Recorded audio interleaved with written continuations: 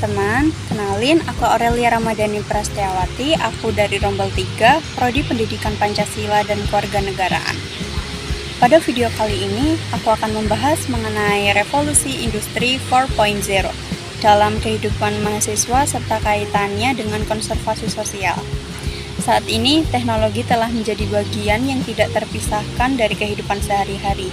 Hampir semua dari aktivitas kita itu yang mulai dari belajar, berkomunikasi, hingga bertransaksi dengan memanfaatkan teknologi digital. Fenomena ini merupakan salah satu bentuk nyata dari revolusi industri 4.0. Oke, selanjutnya kita akan membahas mengenai pengertian revolusi industri 4.0. Terima kasih.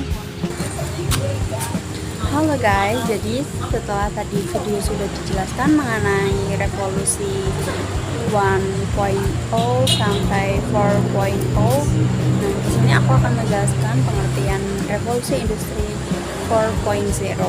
Nah, jadi revolusi industri 4.0 itu merupakan fase pengembangan industri yang ditandai dengan pemanfaatan teknologi digital seperti Internet of Things atau IoT, Artificial Intelligence atau AI, data, cloud computing, dan otomatisasi. Nah, teknologi tersebut itu memungkinkan berbagai aktivitas itu dapat dilakukan secara cepat, efisien, dan terhubung dengan internet. Nah, berikutnya aku akan membahas mengenai pembelajaran digital. Nah, salah satu contoh nyata revolusi industri 4.0 dalam bidang pendidikan, salah satunya itu di saat mahasiswa itu dapat mengikuti kegiatan perkuliahan secara daring, itu kan dilakukan dengan platform digital ya, contohnya seperti Zoom atau di UNES dengan Elena atau My UNES. Nah, untuk materi kuliah, tugas, hingga ujian itu dapat dilakukan secara online. Nah, selain itu mahasiswa itu juga lebih mudah untuk mengakses jurnal, e-book, dan sumber belajar lainnya melalui internet juga. Selanjutnya kalian tahu pembayaran digital. Nah, dalam kehidupan sehari-hari, mahasiswa itu juga memanfaatkan teknologi digital dalam sistem pembayaran. Penggunaan kris, mobile banking, dan dompet digital membuat transaksi itu menjadi lebih cepat, praktis, dan efisien.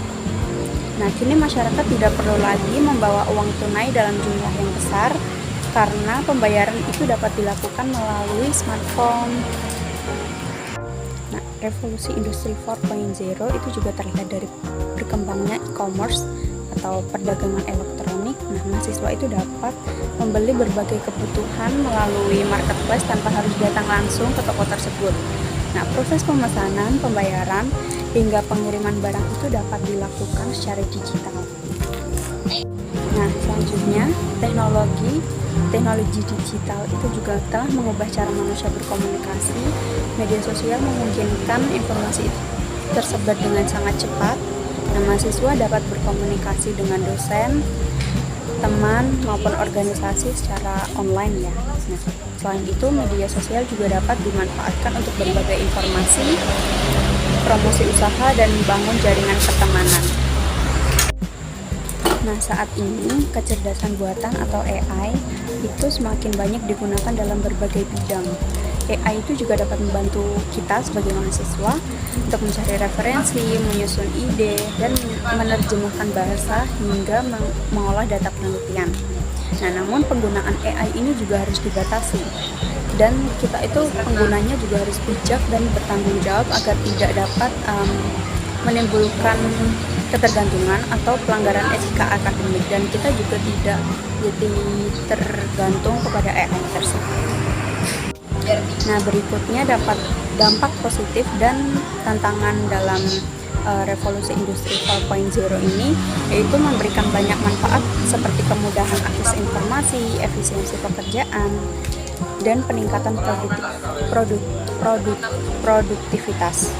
Nah, namun di sisi lain terdapat tantangan yang harus kita hadapin, misalnya sepertinya penyebaran hoax, keamanan data pribadi yang mudah tersebar, nah, dan serta ketergantungan terhadap teknologi atau seperti AI tadi. Nah, oleh karena itu literasi digital itu menjadi kemampuan yang sangat penting di era modern sekarang. Nah, untuk sebagai akhirannya, revolusi industri 4.0 itu bukan lagi sesuatu yang jauh dari kehidupan kita, tetapi teknologi telah menjadi bagian dari keseharian kita, mulai dari belajar, berkomunikasi, bertransaksi, hingga mencari informasi. Nah, kita sebagai mahasiswa juga perlu untuk memanfaatkan teknologi secara bijak agar dapat meningkatkan kualitas diri serta siap menghadapi tantangan di masa depan. Nah, oleh karena itu, kita harus bijak memanfaatkan teknologi untuk masa depan yang lebih baik dan cerah.